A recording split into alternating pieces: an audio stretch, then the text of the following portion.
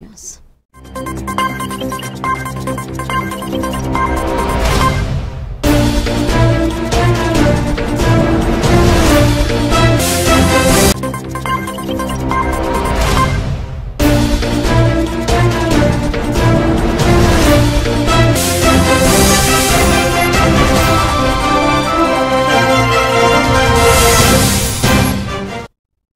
నమస్తే welcome to A1 TV Telugu news. ఇక తెలుగు రాష్ట్రాల్లో అత్యధికంగా బంగారం కొనేవారు తెలుగువారేనని ముఖ్యమంత్రి రేవంత్ రెడ్డి చెప్పారు.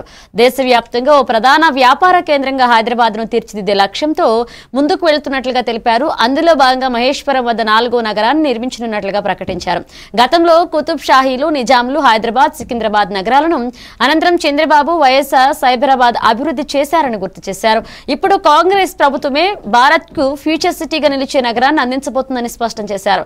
హైదరాబాద్ కు కొత్త చరిత్రను రాసేలా పునర్నిర్మాణ కార్యక్రమాలు వేగంగా సాగుతున్నాయని వివరించారు. ఇక వ్యాపార, పారిశ్రామిక, ఐటీ రంగాల్లో ఈ నగరం మార్గదర్శకంగా మారనుందని ఆశాభావాన్ని వ్యక్తం చేశారు. From Hyderabad. So we are legends in pharma, we are legends in IT, now we are legends in gold. Why? Because Malabar Gold and Diamond Manufacturing Unit has been established in my Maheshwaram and Hyderabad, Telangana. Now I can say proudly, Hyderabad, Telangana is legends in gold. ఈరోజు ఒక్కొక్క రంగంలో తెలంగాణ రాష్ట్రం రాణించడం, తెలంగాణ రాష్ట్రాన్ని అభివృద్ధి పదం వైపు నడిపించడంలో మా ప్రభుత్వం ఎప్పుడూ సిద్ధంగా ఉంటుంది. పెట్టుబడులను ఆకర్షించడమే కాదు, పెట్టుబడులు పెట్టిన వాళ్లకు పెట్టుబడులకు రక్షణ కల్పించి లాభదాయకంగా వాళ్ళ వ్యాపారాలు ఉండే విధంగా రాష్ట్ర ప్రభుత్వం సహకరిస్తుంది. రాష్ట్ర ప్రభుత్వం యొక్క విధానాలు మీరు 94 నుంచి 2004 వరకు 10 సంవత్సరాలు టీడీపీ ఉన్నా, ఆ తర్వాత 10 సంవత్సరాలు కాంగ్రెస్ ఉన్నా, ఆ తర్వాత 10 సంవత్సరాలు బీఆర్ఎస్ ఉన్నా, ఇప్పుడు మన ప్రభుత్వం వచ్చిన పెట్టుబడుల విషయంలో, పారిశ్రామికవేత్తల విషయంలో మన విధానాలు మారలేదు. ఇంకా విధానాలను అభివృద్ధి చెందుకుంటూ మెరుగైన అవకాశాలు కల్పించుకుంటూ ముందుకు వెళ్ళినాం. Our industrial policy, our investment policies have never changed. We are time and again governments are changing. From 94 to 2004 there was a TDP government. From 2004 to 2014 there was a Congress government headed by Rajshekhar Reddy garu. From 2014 to 2024 headed by Mr. Chandrasekhar Rao. Now Congress party government is there. Governments are changing, but we have never changed our policies, our incentives. So I wanted to assure every investor, we are there to support. We are there to give incentives and everything. You can come and you invest. You can do your business. Telangana means business. Telangana means profit. Come and invest in Telangana. We are there to support. I wanted to once again congratulate Malabar team. Thank you. ఈ రోజు దేశంలో ఎన్నికలు జరిగి నెలలు గడుస్తున్నా ప్రజలు ఇంకా ఈ ఫలితాలను జీర్ణించుకోలేకపోతున్నారని మాజీ మంత్రి రోజా విమర్శలు గుప్పించారు. ఈవీఎంల మాయాజలంతోనే ఎన్డీఏ కూటమి అధికారంలోకి వచ్చిందని ఆరోపించారు. ప్రజలు నిస్సహాయంగా తెలియచేశారన్నారు. CM Chandrababu Naidu, deputy CM Pawan Kalyan, Lokesh ఎలా మంత్రి అయ్యారో ఎవరికి అర్థం కావడం లేదని రోజా వ్యాఖ్యానించారు. ఎన్ని ఆశలు పెట్టుకున్నా మహిళలకే అతి తక్కువ ప్రాధాన్యం ఇచ్చారని ఆమె ఆవేదన వ్యక్తం చేశారు. ప్రజలు గమనిస్తున్నారని, సమయం వచ్చినప్పుడు తగిన బుద్ధి చెప్తామన్నారు. తనపై వచ్చిన ఆరోపణలు అవాస్తవమని, తాను పునర్నిర్మాణ సమయంలో ఏ తప్పు చేయలేదని స్పష్టం చేశారు. రాజకీయంగా కుట్రలు చేస్తే సహించేది లేదని హెచ్చరించారు. చాలా మందికి అర్థం కావట్లేదు.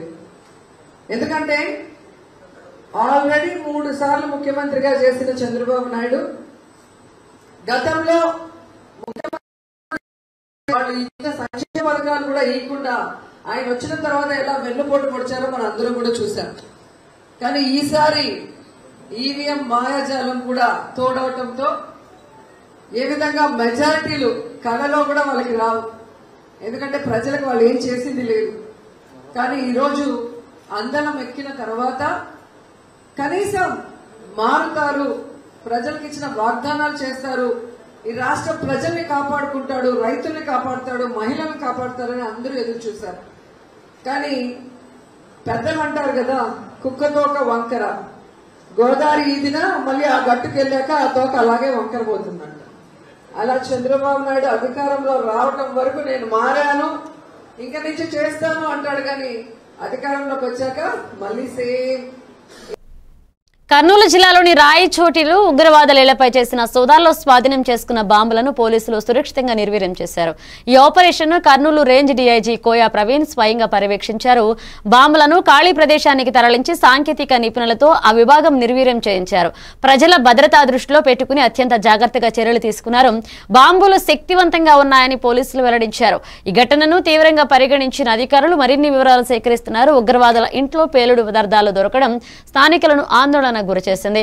పోలీసులు మాత్రం పూర్తి స్థాయిలో అప్రమత్తమై మరిన్ని అనుమతులను విచారిస్తున్నారు. జిల్లాలో పరిస్థితిని అదుపులోకి తీసుకొచ్చినట్లుగా అధికారులు తెలిపారు.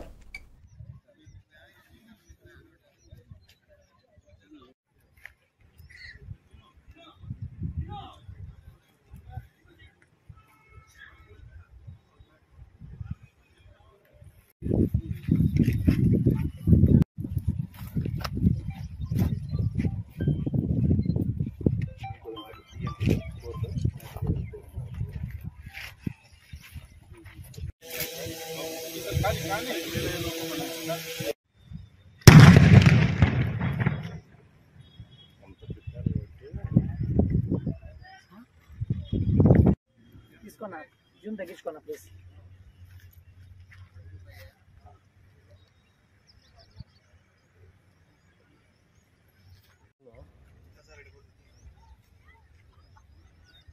పద్దెనికంతా వచ్చేసాడు ఇప్పుడు ఆల్రెడీ టెంపుల్. తాడిపత్రిలో ప్రభుత్వ ఉద్యోగుల్లో 70% మందికి వాహన డ్రైవింగ్ లైసెన్సులు లేవని జేసీ ప్రభాకర్ రెడ్డి తెలిపారు. సచివాలయం, మున్సిపాలిటీలో పనిచేస్తున్న 84 మంది ఉద్యోగులను కూడా లైసెన్సులు లేనట్లుగా గుర్తించామని చెప్పారు. ఇప్పటికే వారందరికీ జీతాలను హోల్డ్లో పెట్టామని స్పష్టం చేశారు. లైసెన్స్ లేకుండా వాహనాలు నడపడం నిబంధనలకు విరుద్ధమని హెచ్చరించారు. ఉద్యోగుల్లో మోటార్ వాహనాలపై నియమాలను పాటించాలన్న ఉద్దేశంతో ఈ చర్య తీసుకున్నట్లుగా వివరించారు. అయినా ఉద్యోగులను ఇబ్బంది పెట్టే ఉద్దేశం లేదని, జూలై 6లోగా వారు కనీసం LLR అయినా తీసుకొస్తే వెంటనే జీతాలు విడుదల చేస్తామని భరోసా కల్పించారు. జిల్లా వ్యాప్తంగా ఇది మాదిరి పరిశీలించి చర్యలు తీసుకుంటామన్నారు. ఇక రోడ్ సేఫ్టీపై అధికారులు ముందుగా దృష్టి పెట్టాలన్నారు. వాళ్ళ అమ్మ నాయన్ని ప్రిజన్ లో లైసెన్స్ లేదు, ఇన్సూరెన్స్ లేదు.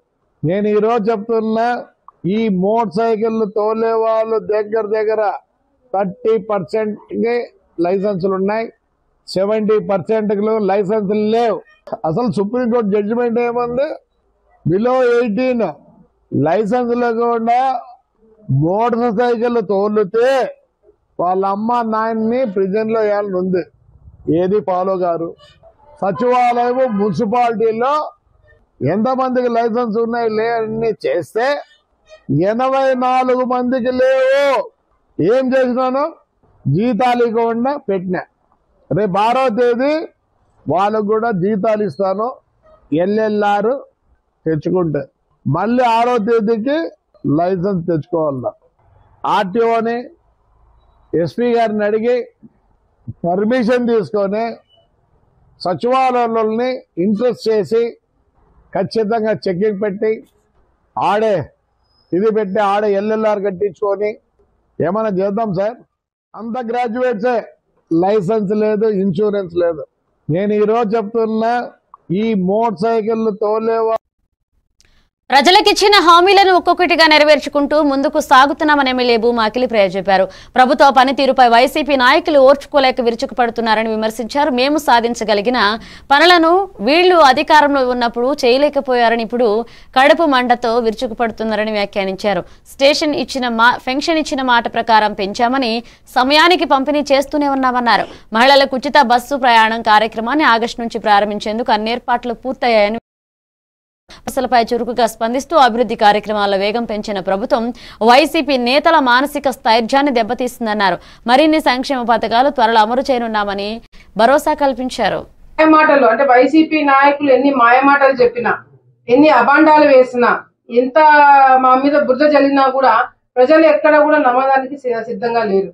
ఇటు పై లెవెల్లో అంటే రాష్ట్ర స్థాయిలో చంద్రబాబు నాయుడు గారు రాష్ట్రానికి నిధులు ఎట్లా తీసుకురావాలా, ప్రజల్ని ఎట్లా కాపాడుకోవాలా ఆయన తిప్పలు పడుతుంటే ఆయన మీద వైసీపీ నాయకులు బురద జల్లుతున్నారు. స్థానికంగా ఉన్న ఎమ్మెల్యేలుగా ఉన్న ఎన్డీఏ ప్రభుత్వంలో ఎమ్మెల్యేలుగా టీడీపీ నాయకులు మేమందరం కూడా ఇంటింటికి తిరిగి అన్ని సమస్యలు కూడా తెలుసుకొని ఈ రోజు ఇచ్చిన హామీల ప్రకారం మేము అన్ని ముందుకెళ్తుంటే కూడా మా మీద బురద జల్లే కార్యక్రమం చేస్తున్నారు. అంటే దీన్ని బట్టి అర్థమయ్యేది ఏంటంటే వైసీపీ నాయకులు చూసి ఓడ్చుకోలేకపోతున్నారు. ఎట్లా మాకు సాధ్యం కానిది, మాకు ఆలోచనలు కూడా రానివి ఈ ప్రభుత్వంలో ఎట్లా చేసి వీళ్ళు సాధ్యమై చూపెడుతున్నారు అనేది వాళ్ళు చూసుకోవాలి. వాళ్ళు కడుపు మంట వాళ్ళు వైసీపీ నాయకులకు బయటకు కనిపిస్తుంది. ఎందుకంటే ఈ రోజు ఏదైతే చంద్రబాబు నాయుడు గారు పెన్షన్లు పెంచుతామన్నారో పెంచి చూపించినారు, టైంకి పంచి చూపిస్తున్నారు. డిఎస్సీ మీద సంతకం పెడతామన్నారు, పెట్టి చూపించినారు. అదే విధంగా ఈ రోజు మహిళలకు ఏదైతే ఉచిత బస్ ప్రయాణం పెడతామని చెప్పారో ఆగస్టు 15 నుంచి మొదలు పెడతామని చెప్పడం జరిగింది. రైతులకు ఇచ్చే డబ్బులు ఏదైతే 20,000 ఉందో అది కూడా తొందరలోనే వేస్తామని చెప్తారో అది కూడా తొందరలో మొదలవ్వబోతుంది.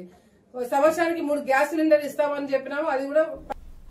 అన్ని వర్గాలను మోసం చేసి అధికారంలోకి వచ్చిన వ్యక్తి చంద్రబాబునని పొంగనూరు ఎమ్మెల్యే మాజీ మంత్రి పెద్దిరెడ్డి రామచంద్రారెడ్డి విమర్శించారు. తాను గొప్ప ఎకనామిస్టు అని చెప్పుకునే చంద్రబాబు అధికారంలోకి వచ్చిన వెంటనే రాష్ట్ర ఆర్థిక వ్యవస్థ పూర్తిగా కుప్పకూలిందన్నారు.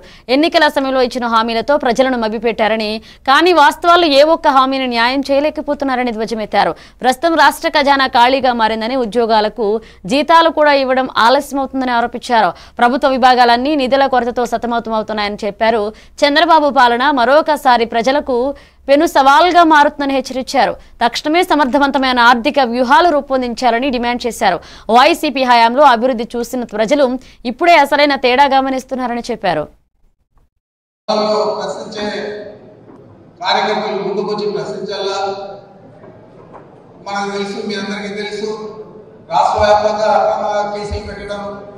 మన నాయకులను కార్యకర్తలను అందరినీ కూడా చాలా ఇబ్బందులకు గురి చేయడం జరుగుతూ ఉంది.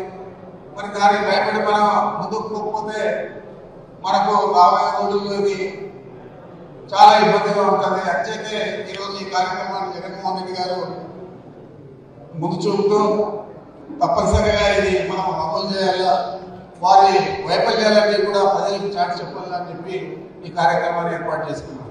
ఇది 5 వారాలు జరుగుతుంది. ఈ రోజు జిల్లా స్థాయిలో అంతా కూడా అన్ని జిల్లాల్లో కూడా పూర్తి అవుతాయి.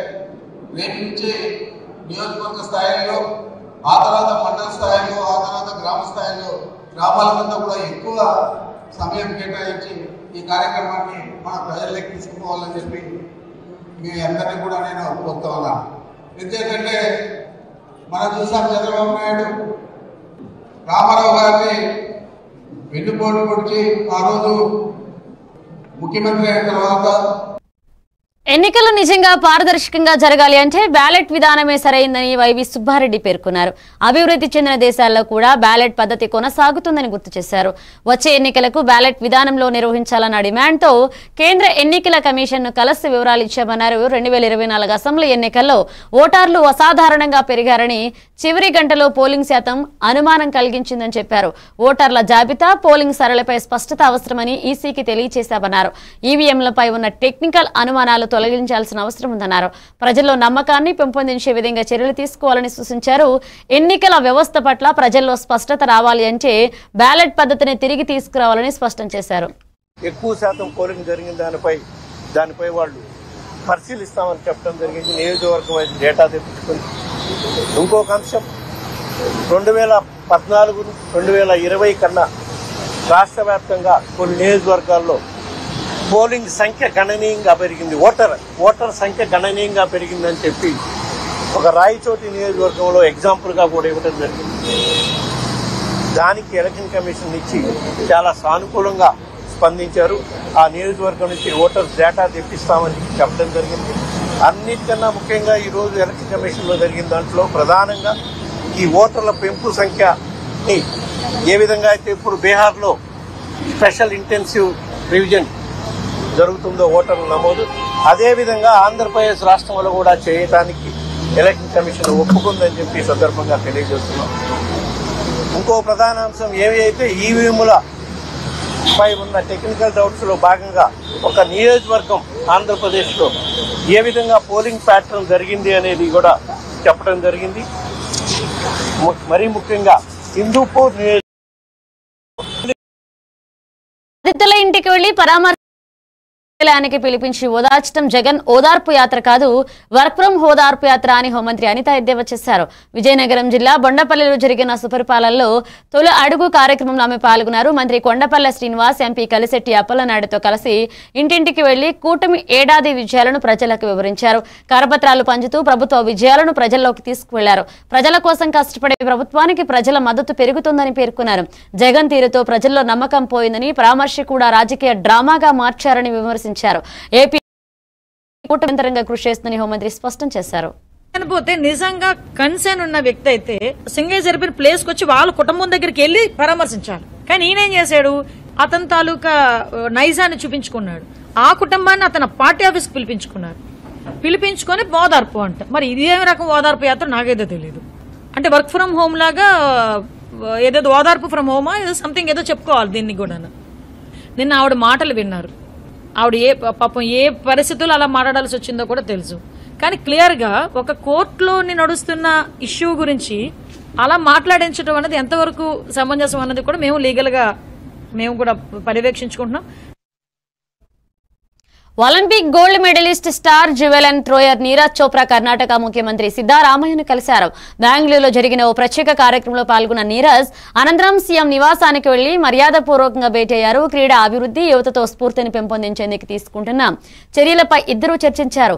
నీరజ్ విజయాలు దేశానికి గర్వకారణమని, అతనికి ప్రభుత్వం తరపున పూర్తి మద్దతు అందిస్తామని సీఎం తెలిపారు. అంతర్జాతీయ స్థాయిలో భారత్ ప్రతిష్ట పెంచిన నీరజ్ ను అభినందించారు. ఈ సందర్భంగా ఇద్దరూ కలిసి ఫోటోలు దిగారు. నీరజ్ ఒలింపిక్స్ లో మరొకసారి విజయం సాధించాలని ఆకాంక్షించారు. క్రీడల పట్ల ప్రభుత్వ మద్దతును పెంచే దిశగా చర్యలు తీసుకుంటామని సీఎం స్పష్టం చేశారు.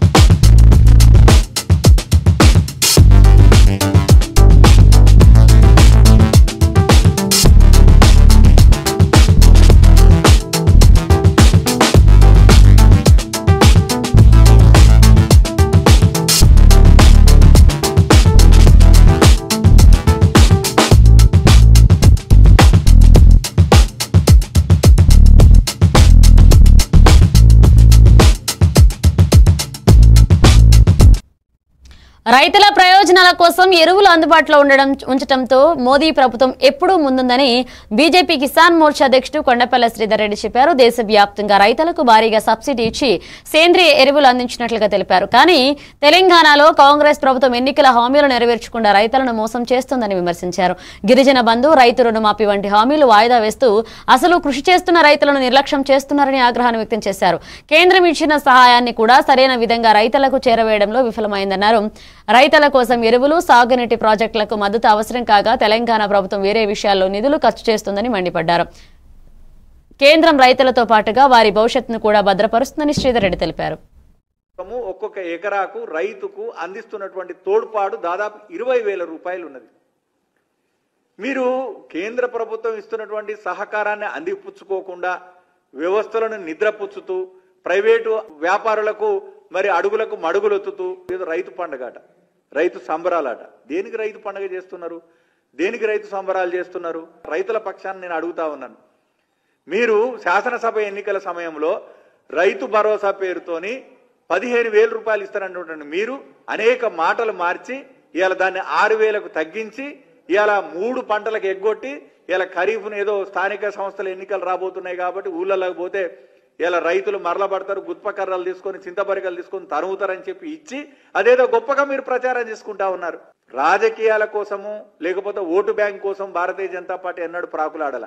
ఇలా నరేంద్ర మోడీ గారు చెప్పిండంటే దేశవ్యాప్తంగా 11 కోట్ల మంది రైతులకు క్రమం తప్పకుండా ఏ తేదీ అంటే ఆ తేదీన నిర్ణీత గడువులో ఇలా 3 సార్లు 3 నెలల 6,000 బీసీలకు రాజకీయ ప్రాతినిధ్యం కల్పించే బీసీ బిల్లు సాధన కోసం తెలంగాణ జాగృతి ఆధ్వర్యంలో జూలై 17న రైల్ రోకో నిర్వహించనున్నట్లుగా జాగృతి అధ్యక్షురాలు కల్వకుంట్ల కవిత ప్రకటించారు. ఈ మేరకు పోస్టర్ విడుదల చేశారు. బీసీల హక్కుల కోసం జాగృతి పోరాటాన్ని ఉధృతం చేయనుందని స్పష్టం చేశారు.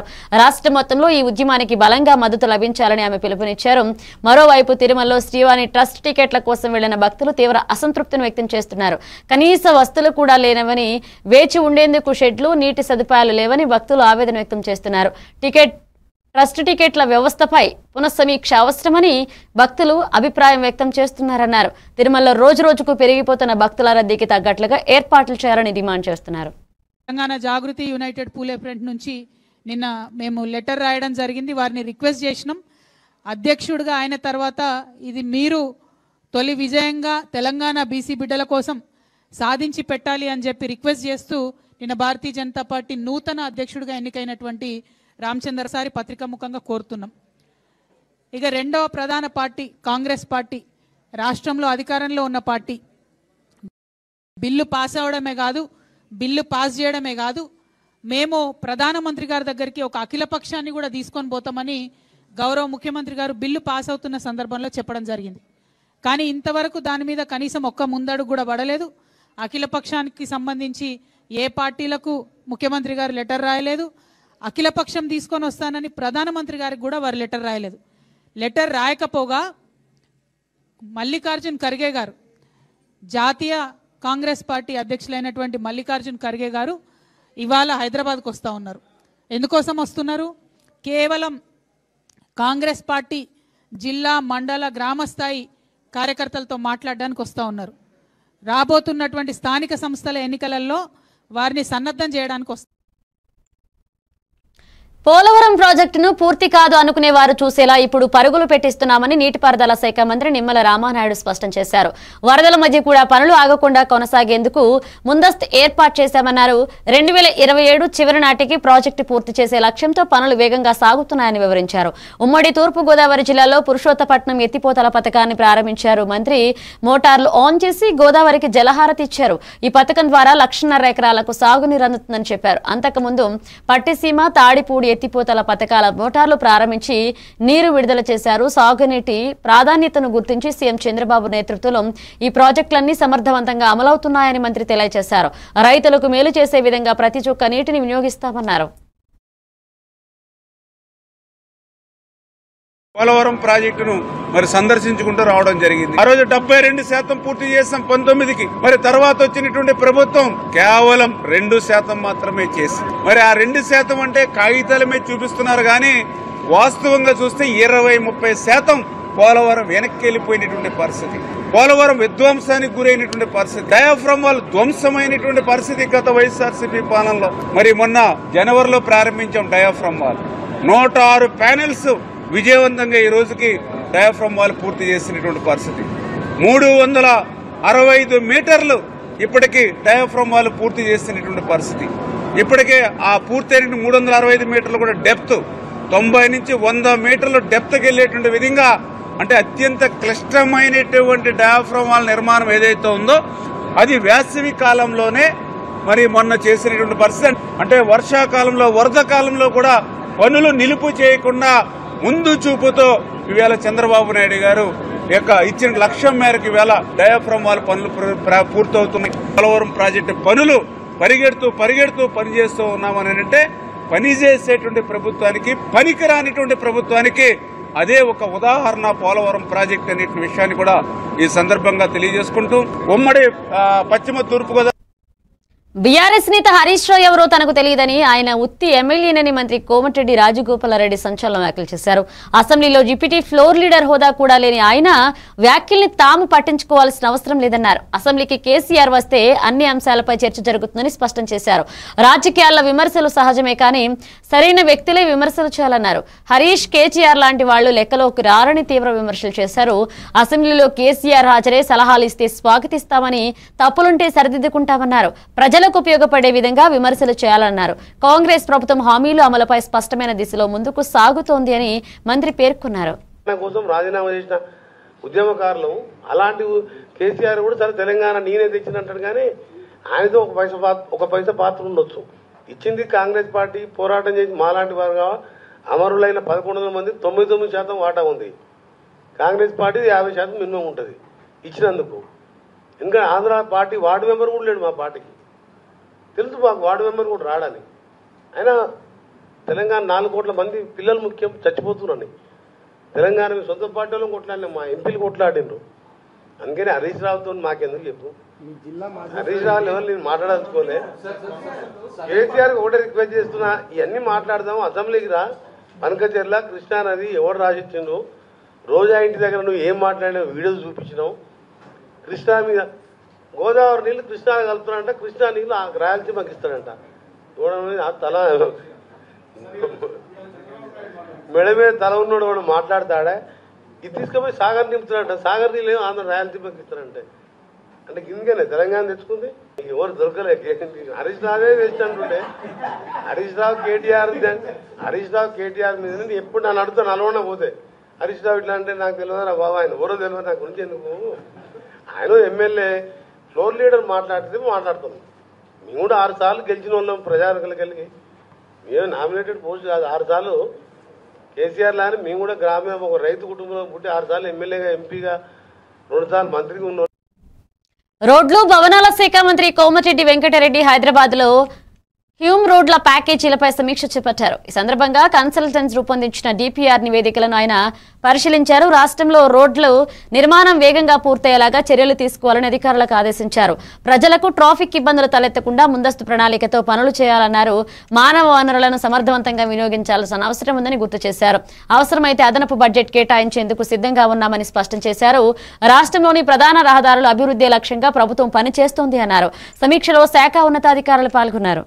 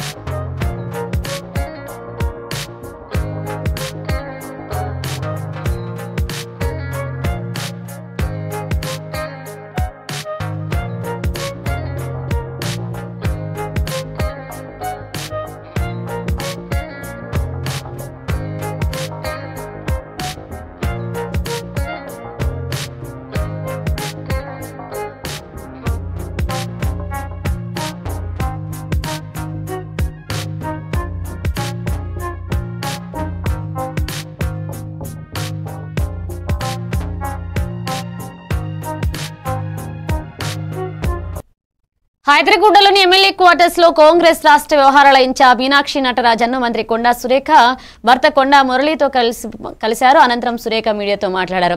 తనకు కేటాయించిన శాఖల్లో నిబంధనల ప్రకారమే పనిచేస్తున్నారని, ఏ ఫైల్ అయినా పరిశీలించగలరన్నారు. మంత్రిగా ఇప్పటి వరకు ఎలాంటి తప్పు చేయలేదన్నారు. కొండా సుస్మితకు తమ రక్తమే ఉందని, ఆమె రాజకీయ ఆలోచనల్ని తప్పు పట్టలేవన్నారు. భవిష్యత్తులో ఏ ప్రణాళికను ఎంచుకోవాలన్నది ఆమె స్వేచ్ఛగా పేర్కొన్నారు. పార్టీ తీసుకునే నిర్ణయాన్ని తాము గౌరవిస్తామన్నారు. దంపతుల కూతురు, మాలో ప్రవహించేది రాజకీయ రక్తం, ప్రజాసేవ మా ఆలోచన. అది దానికి వంశపారపర్యంగా రావడంలో తప్పు లేదు, అది ఎక్స్పెక్టేషన్ పెట్టుకోవడంలో తప్పు లేదు. దాని ఆలోచనలను కాదు వద్దు అనేటువంటి అధికారం మాకు లేదు. ఎందుకంటే she's major, she knows everything.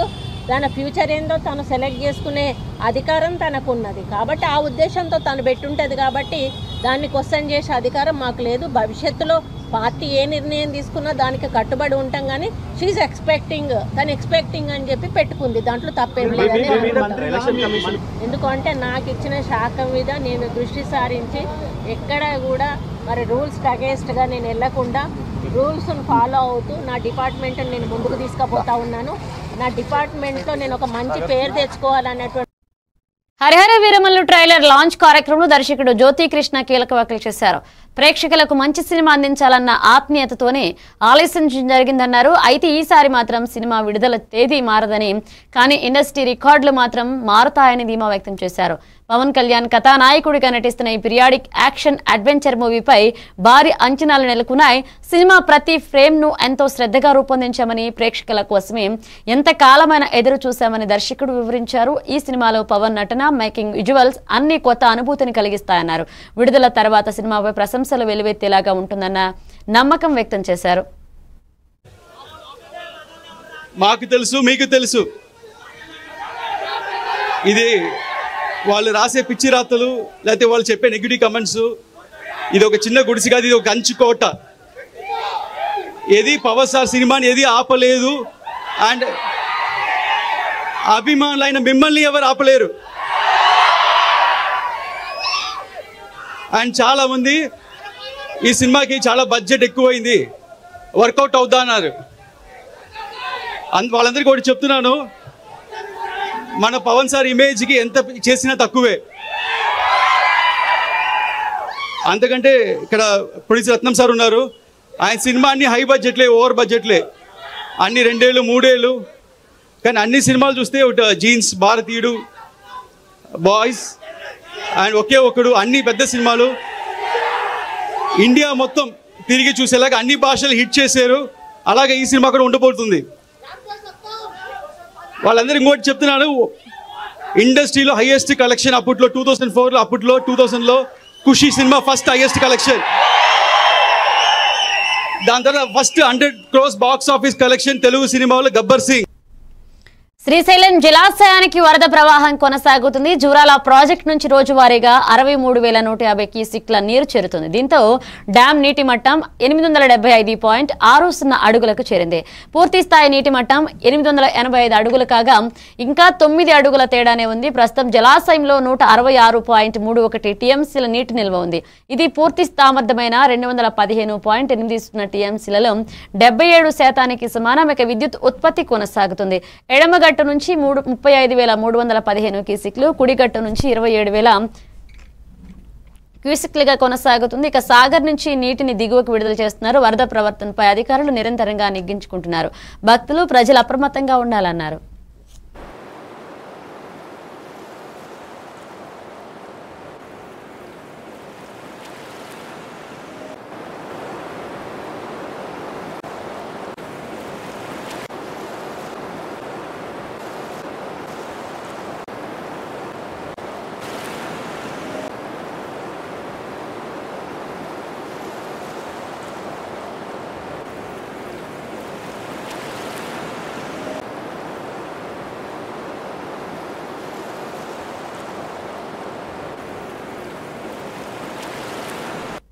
ఇవి బిల్చిన అప్డేట్స్ కి watching A1 TV Telugu news.